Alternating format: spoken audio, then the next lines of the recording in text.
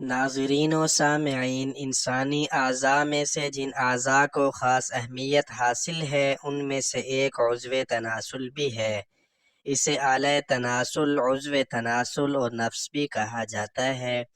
یہی عضو ہے جو میاں بیوی کے ملاپ کا ذریعہ ہے، اور اللہ تعالی نے اسی کو نسل انسانی کے بڑھنے کا سبب بنایا ہے، کیونکہ یہی عضو ہے جو جوہر انسان یعنی منی کو ایک مقام سے دوسرے مقام تک لذت و سرور کے ساتھ پہنچانے کا کام انجام دیتا ہے۔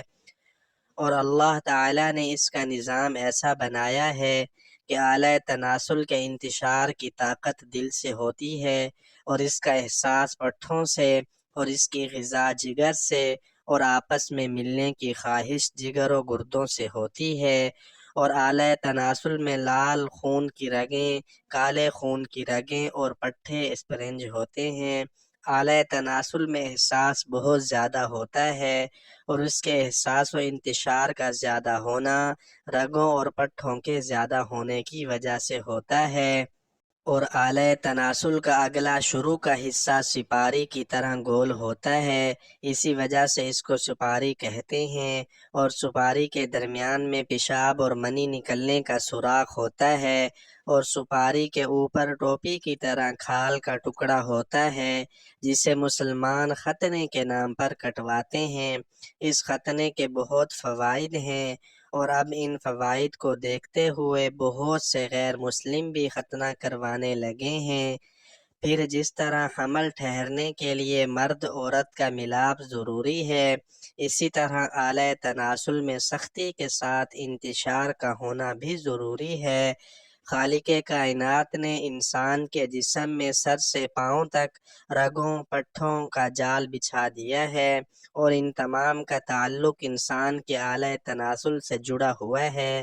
اسی وجہ سے آپ غور کریں کہ ذرا سی جوش پیدا کرنے والی بات دیکھنے، سننے اور سوچنے سے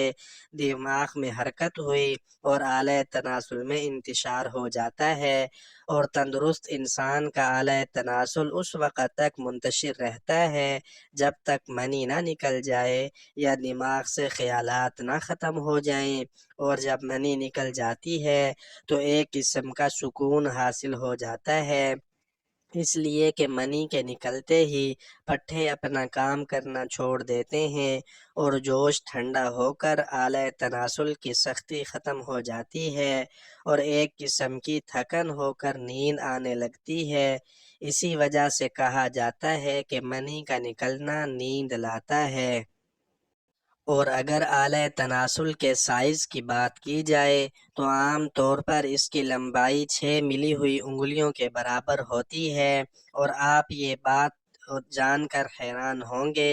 کہ عورت کے رحم یعنی بچہ دانی کی گردن کی لمبائی بھی اتنی ہی ہوتی ہے۔ لہٰذا اگر کسی کا اعلی تناسل کی لمبائی 6 انگلی سے کم ہو تو حمل ٹھہرنے کے امکانات بہت کم ہوتے ہیں، اور ہم بستری کا لطف بھی حاصل نہیں ہوتا،